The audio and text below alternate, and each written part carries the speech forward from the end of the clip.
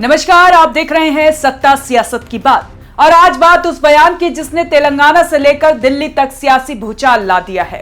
तेलंगाना के मुख्यमंत्री रेवंत रेड्डी, नाम छोटा है लेकिन बयान ऐसा कि बीजेपी खेमे में बेचैनी साफ दिख रही है। रेवंत रेड्डी ने सीधे सीधे भारतीय जनता पार्टी पर सबसे तीखा हमला बोल दिया।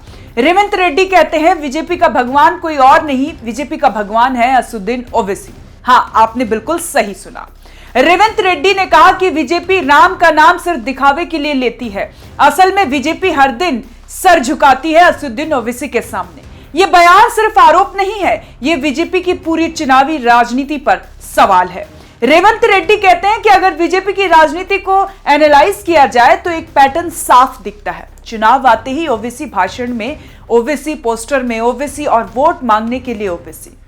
रेवंत रेड्डी ने यहां तक कह दिया कि बीजेपी के लिए ओवैसी कोई नेता नहीं बल्कि अलादीन का जादुई चिराग है, जिसे घिसो, डर दिखाओ और वोट बटोर लो। रेवंत रेड्डी ने मीडिया से सीधा सवाल पूछा, अगर असदुद्दीन ओवैसी इतने बड़े विलन हैं, अगर एआईएमआई देश के लिए इतना बड़ा खतरा है, तो फिर सवाल ये कि आप उन्हें कंट्रोल क्यों नहीं कर पा रहे हैं। रेवंत रेड्डी ने कहा, देश में केंद्र सरकार आपकी है, कई राज्यों में आपकी सरकारें हैं, पुलिस, एजेंसी, प्रशासन सब आपके पास है, तो फिर ओवैसी को रोक क्यों नहीं पाते? या फिर सच्चाई यही है कि ओवैसी को रोकना नहीं, ओवैसी को जिंदा रखना आपकी मजबूरी है? रेवंत रेड्डी ने बड़ा सवाल उठाया। डेमोक्रेसी में एआईएमआईएम भी एक राजनीतिक पार्टी है। वो चुनाव लड़ती है, जहां जनता चाहती है वहां जीतती है, जहां जनता नहीं चाहती वहां हारती है। ओवैसी की पार्टी ने गुजरात में चुनाव लड़ा, उत्तर प्रदेश में लड़ा, बिहार में लड़ा और पश्चिम बंगाल में तो 5 सीटें भी जीत ली। तो फिर हर चुनाव में उन्हें भूत बनाकर, डर का चेहरा बनाकर वोट मांगना कब तक चलेगा? रेवंत रेड्डी ने साफ कहा, कुछ पार्टियां धार्मिक नफरत भड़काकर, कुछ नेताओं को शैतान बताकर सिर्फ उसी के सहारे राजनीति में जिंदा रहना चाहती हैं, और यही सोच की सबसे बड़ी गरीबी है।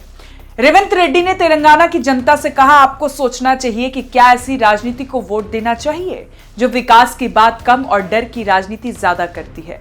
यह बयान ऐसे वक्त में आया है जब 2023 के विधानसभा चुनाव की यादें अभी ताजा हैं। उस वक्त रेवंत रेड्डी और असदुद्दीन ओवैसी एक दूसरे पर जमकर हमलावर हुए थे, भाषण तीखे थे, जुबान तल्ख थी।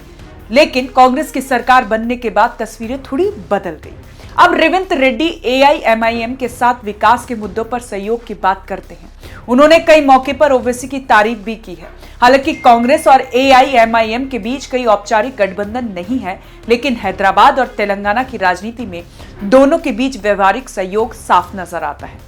यही बात बीजेपी को सबसे ज्यादा चुभ रही है। रेवंत रेड्डी का हमला दरअसल सिर्फ बीजेपी पर नहीं है, बल्कि उस राजनीति पर है जो हर चुनाव में एक दुश्मन गढ़ती है और उसी के सहारे अपनी दुकान चलाती है। अब सवाल ये, क्या बीजेपी इस बयान का जवाब दे पाएगी या फिर हमेशा की तरह मुद्दे से ध्यान हटाकर शोर मचाया जाएगा? क्योंकि रेवंत रेड्डी ने जो कहा वो बयान नहीं, वो आईना है, और आईने में सच दिख जाए तो सबसे ज्यादा तकलीफ सत्ता को ही होती है। आप क्या सोचते हैं, क्या ओवैसी बीजेपी की रणनीति की लाइफलाइन है या ये सिर्फ सियासी बयानबाजी है?